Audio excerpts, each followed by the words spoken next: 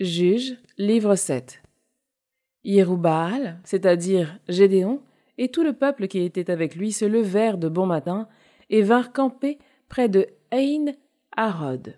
Le camp de Madian se trouvait plus au nord, au pied de la colline de Morée, dans la vallée. Le Seigneur dit à Gédéon: Le peuple qui est avec toi est trop nombreux pour que je livre Madian entre ses mains. Israël pourrait s'en glorifier et dire: C'est ma main qui m'a sauvé. Et maintenant, crie ceci au peuple: Ceux qui ont peur et tremblent, qu'ils s'en retournent et partent par le mont Galaad.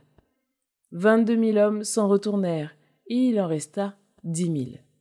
Le Seigneur dit à Gédéon: Ce peuple est encore trop nombreux.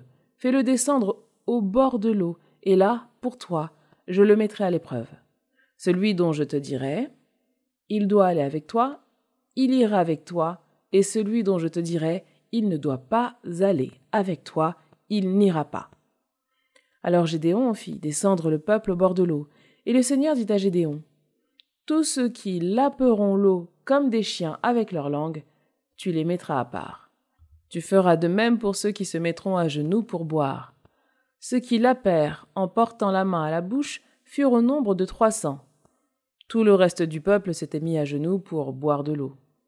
Le Seigneur dit à Gédéon: C'est avec les 300 hommes qui ont lapé que je vous sauverai et que je livrerai Madian entre tes mains. Que le reste du peuple s'en aille, chacun chez soi. Les 300 hommes prirent les provisions du peuple ainsi que leur corps. Puis Gédéon renvoya tous les hommes d'Israël, chacun à sa tente, ne retenant que les 300. Le camp de Madian était au-dessous du sien, dans la vallée.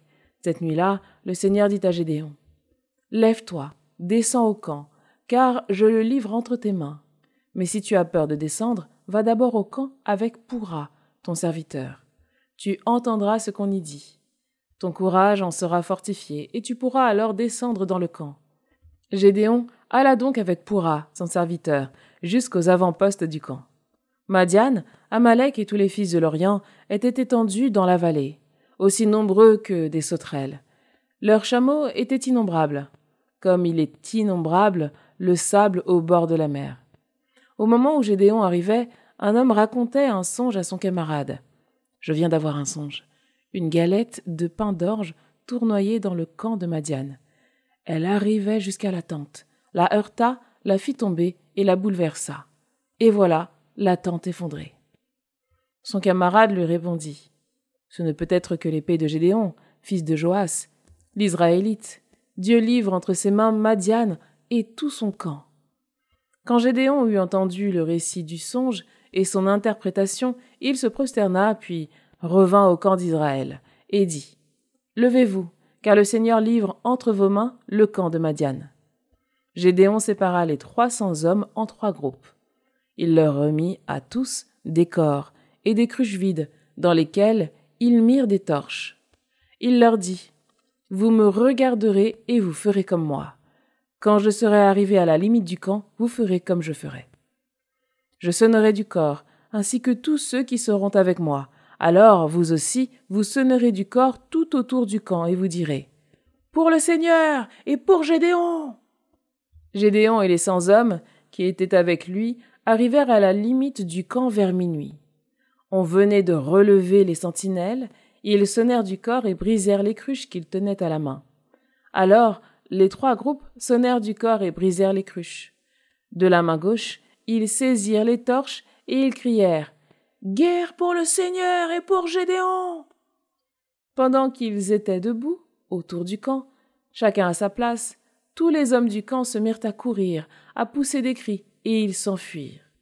Et, tandis que retentissaient les 300 corps, le Seigneur fit que, dans tout le camp, chacun tourna l'épée contre son compagnon.